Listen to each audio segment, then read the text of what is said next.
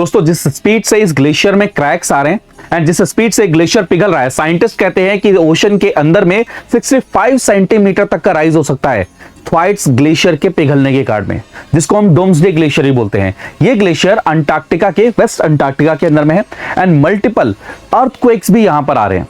Earthquake के अलावा जो ग्लोबल वार्मिंग हो रही है, ये जो थ्वाइट्स ग्लेशियर है जिसका साइज कहा जाता है अप्रोक्सीमेटली यूके के बराबर है, वो धीरे धीरे पिघलना शुरू हो चुका है। इस ग्लेशियर को सबसे अनस्टेबल ग्लेशियर कहा जा रहा है। इसकी आइस की शीट लगातार क्या हो रही है, पिघल रही है। तो यहां पर है, ये रहा आपका थ्वाइट्स ग्लेशियर एंड ये आपके अंटार्कटिका के अंदर में पड़ता है। एंड इस ग्लेशियर का साइज देखिए, इसको ऑलमोस्ट यूके के साइज का ग्लेशियर कहा जाता है।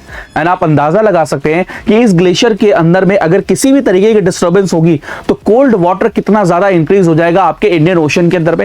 एंड कोल्ड वाटर अगर इंक्रीज होता है तो ये डायरेक्टली इंपैक्ट करेगा किसके ऊपर में, ओशन के अंदर में एक्वेटिक जो लाइफ सिस्टम है उसमें, फिश के ऊपर में इंपैक्ट पड़ेगा एंड इवन जो आपके कोरल रीफ्स हैं उनके ऊपर में भी इसका इंपैक्ट पड़ने वाला है। और ये जो थ्वाइट्स ग्लेशियर है ये कहां पर आपका है, आप देखेंगे वेस्ट अंटार्कटिका के अंदर में है एंड बड़ी इंपॉर्टेंट चीज का जो साइज है यूके के बराबर है। एंड मैंने आपको बताया कि साइंटिस्ट कह रहे हैं कि 65 सेंटीमीटर तक राइज हो सकता है ओशन। तो बहुत सारे शहर, बहुत सारे आइलैंड्स, बहुत सारे कोस्टल एरिया भी क्या हो जाएंगे, सबमर्ज हो जाएंगे। एंड ये एक समय पर बहुत बड़ी चिंता की घड़ी है दोस्तों।